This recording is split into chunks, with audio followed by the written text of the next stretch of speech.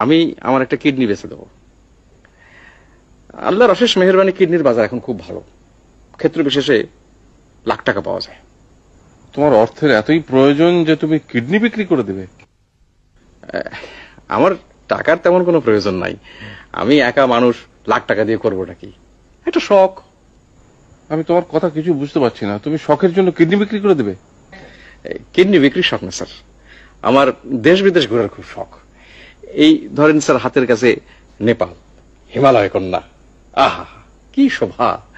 কত সাধু সন্ন্যাসী হিমালয়ের গুহায় বসে ধ্যান করেছে, কিন্তু টাকার অভাবে যেতে পারি না। তারপর ধরেন স্যার, এই তাজমহল, কি জিনিস বানায় রেখেছে বাদশাহ শাহজাহান, টাকার অভাবে কিছুই দেখতে পারতেছি না।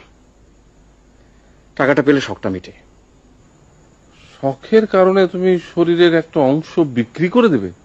শখ কোনো তুচ্ছ করার বিষয় না স্যার, মানুষ আর বাঁচে কয়দিন? ফট করে একদিন আজরাইল এসে বলবে চল বেটা যাই। শখই যদি মেটাতে না পারলাম, তাহলে মানুষ হয়ে